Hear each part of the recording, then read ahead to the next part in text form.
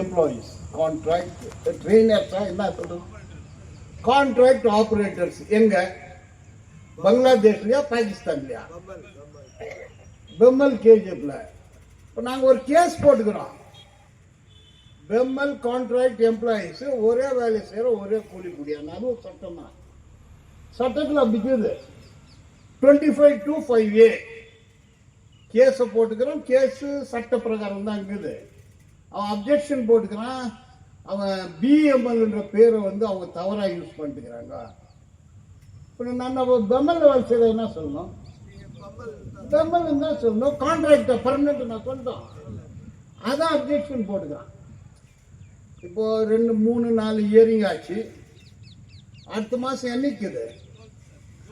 June 12 வந்து கேஜிஎஃப்ல மீட்டிங்கு. அது case. அது கன்சிலேஷனு நெகோசியேஷனு இந்த ஸ்டேஷன் எல்லாம் இல்லை. இது ஆதி ஸ்டேஷன் இல்லை, அந்த மாதிரி ஸ்டேஷன் இல்லை. இது வந்து கோர்ட் அட்ஜுடிகேஷன் கேஜிஎஃப்ல நடக்குது. ஒரே வேலைக்கு ஒரே சம்பளம் சட்டம் சொல்லுது. கேஸ போட்டுக்கிறோன்னா இல்லைன்றான் அவன். எவனோ மாலை போட்டு அப்படியெல்லாம் இல்லைன்றான். அதை நம்பாதீங்கன்றான். கேஸ போட்டுக்கிறோம். நம்பர் இருக்குது, செக்ஷன் இருக்குது.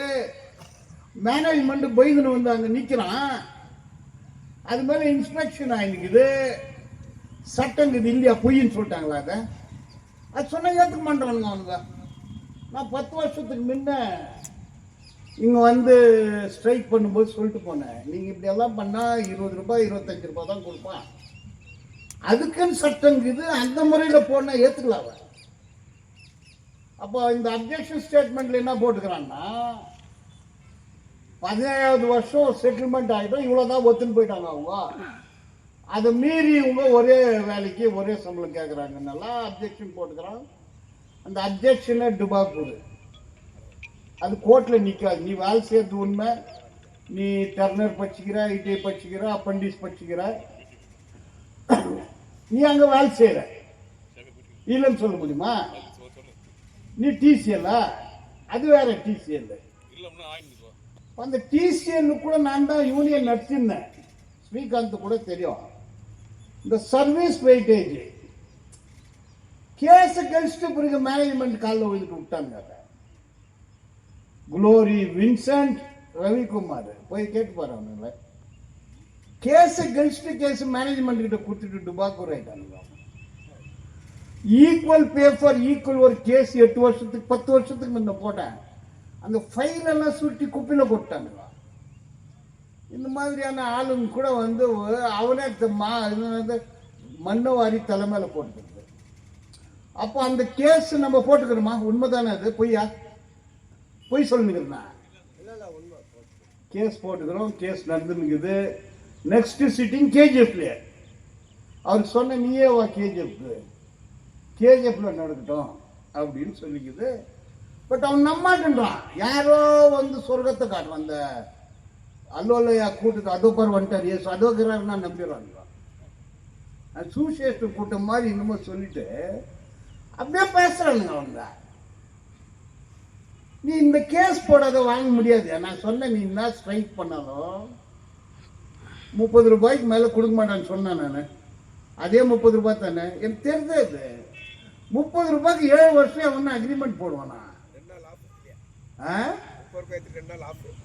2 நாள் ஆப்பு அடிக்கலாம். ஆப்பு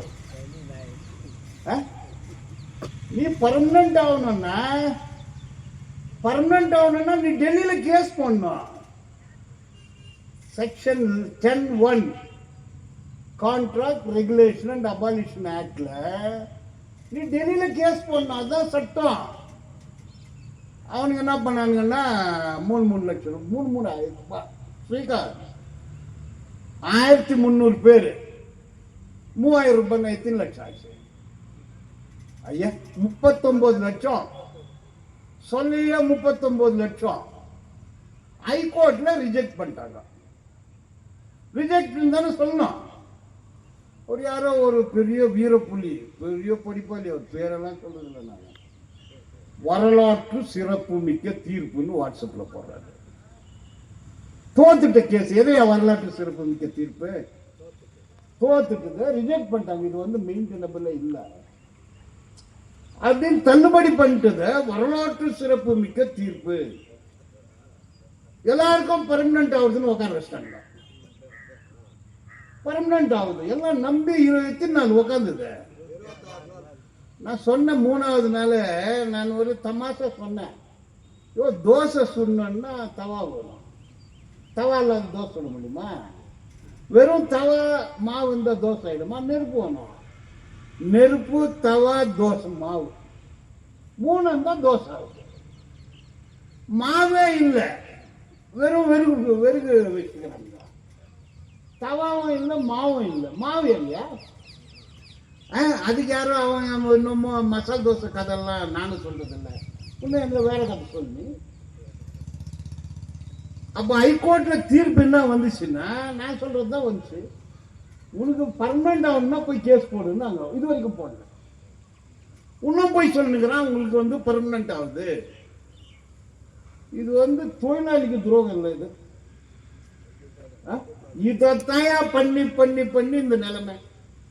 இதை வாங்கி கொடுக்குறேன், அதை வாங்கி கொடுக்குறேன். டெல்லிக்கு போனேன், அமெரிக்கா போனேன், லண்டன் போனேன், அங்க போனேன், இங்க போனேன். எங்கடா போனேன் நீ? இன்னும் கூட ஏமாற்றி இந்த வேலைகளை பண்ணிருக்கிறாங்க. ஆகவே பெம்மல் டிசிஎல் இல்லை, நீங்க கான்ட்ராக்ட் ஆபரேட்டர், பட் கான்ட்ராக்ட் தொழிலாளி. உங்களுக்கு இருக்கக்கூடிய 2 வழி. ஒரு வழியில நீங்க கேஸ் போட்டுக்கிறீங்க. இதுக்கு எல்லா தொழிலாளியும் சேர்த்து சலோ பெங்களூர் வந்து கோஷம் போடணும். அதோட கூட போராட்டம் கூட தேவை இல்லை. உன்னுடைய ஆசை பர்மனன்ட் ஆகணும்னா நீ பெட்டிஷனை போடு. இது இப்போ போட்டீங்கன்னா 5 வருஷம் பொறுத்து கூட ஆகும். 10 வருஷத்துக்கு முன்னே சொல்லினேன் நான். போட்டிருந்தீங்கன்னா இன்னைக்கு ஆயிட்டு இருக்கோம். அதனால இந்த 2 கேஸை வந்து நான் எடுத்திருக்கிறேன். 2 கேஸ் அவங்க கிட்ட கூட நான் ₹1 கூட வாங்கல. நான் சொன்ன காசு வாங்குறது இல்லை, காசு வாங்குறது இல்லை. நான் மூர்த்தி கொஞ்சம் தவறா சொல்லிட்டாரு. எனக்கே நிறைய காசு கொடுன்னு சொன்னாங்க. ஏங்க இது 2 பாயிண்டும் காலியாக தான் இருக்குது. அவருக்கு நான் அப்படி சொல்ல. நிறைய வாங்கினா தானே நிறைய காசு. எல்லாம் ஃப்ரீயா நடத்துறேன் நிறைய பேர். பெங்களூர்ல கூட தான் இந்த BWSSB வாட்டர் ஒர்க்கர்ஸ் தொழிலாளி 4000 பேர் இருக்கிறான். ₹26,000 வாங்குறான். போனஸ் வந்துச்சு, டிஏ வந்துச்சு, அட்டெண்டன்ஸ் போனஸ் வந்துச்சு. தொழிலாளி போராட்டம் பண்ணால் நாங்கள் கைடு பண்ணோம். இதே பெம்பல் டிசிஎல் தொழிலாளிக்கு கேன்டீன் கிடையாது. யார் ஃபைட் பண்ணுது? ஸ்ரீகாந்த். நம்ம தான் பண்ணோம். நம்ம அடி கூட வாங்கினோம், லட்டி சார்ஜ் ஆச்சு, அடி வாங்கினோம். இந்த அன்பர்ஸும் கூட அப்போ நம்மளை திட்டணுமா அன்பர்ஸன்? இல்லையா? டிஏ வந்துச்சு, போனஸ் வந்துச்சு, கேன்டீன் இல்லை கேன்டீன் வந்துச்சு. பெங்களூரில் துப்புரவு தொழிலாளிங்க, துப்புரவு தொழிலாளி எவ்வளோ? 22,000 பேர். நான் கேஜிஎஃப் விட்டுட்டு பெங்களூருக்கு பர்மனெண்ட்டாக செட்டில் ஆகுது 2001. 2001 பார்த்தா எங்கே பார்த்தாலும் கீஞ்சி போன புடவையை கட்டிக்கின்னு காலில் செருப்பு ஹவாய் சில்பருக்கு பின்ன போட்டு பெருக்கின்னு போங்க. எங்கே பார்த்தாலும் பெருக்கின்னுக்கிறாங்க.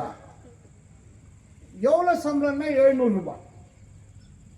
அந்த சம்பளம் கொடுக்குறப்ப போய் பார்த்தா ஒரு ₹500 நோட்டு, ஒரு ₹2 நோட்டு. இது மாத சம்பளம். அது காலையில் 4 மணிக்கெல்லாம் ஸ்கூட்டர் எடுத்துன்னு அவங்க எங்கெங்கே வேலை செய்கிறாங்களோ அவங்க போய் கூட்டம் போடுறது.